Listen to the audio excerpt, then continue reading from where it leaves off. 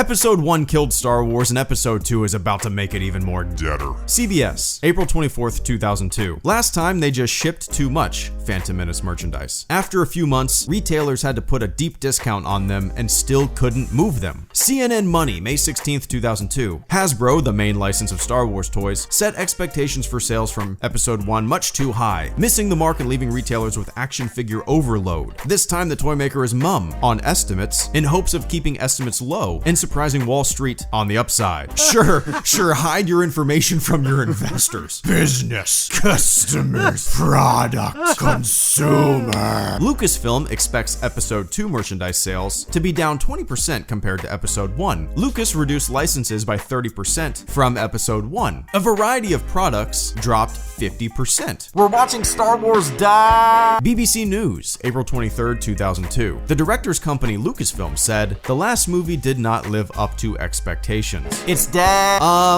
Maybe make movies that fans want to see. No one will ever like this shit. In 20 years, no one is gonna like any of this prequel shit. Analysts have forecast Episode 2 merchandise sales to be $150 million less than Episode 1. We're gathered here today to mourn the death of Star. The merchandising operation for the film was so vast that much stock was left unsold, disenchanting toy shops and other retailers. How dare you? How dare you suggest I might be a little hyperbolic and reactionary? Pepsi manufactured 8 billion cans of Star Wars soft drinks for the Phantom Menace. That's 1.2 trillion calories. The merchandise letdown after the Phantom Menace created a chill among retailers that affected subsequent big Hollywood films. So Lucas licensing is now being more cautious. This time there will be fewer promotional partners. Howard Rothman, president of Lucas Licensing, said, as the hype for the first episode built, a lot of people got carried away. The end result was that it was over-licensed and over-shipped, and it was that residual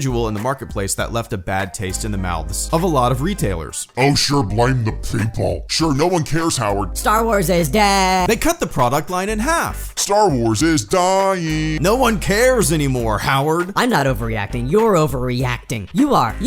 Nuh-uh, you are. I know numbers. I'm smart guy. I'm smart. I am fact man. I am Star Wars. Anywhere the grift blows. We're seeing the last gasps of Star Wars, folks. It is dead. This isn't even Star Wars. This is some modern, watered-down, kiddie piece of crap. Star Wars is dead. In 20 years, no one will remember these movies. In 20 years, Star Wars will be a joke. It's dead. Anywhere the grift blows.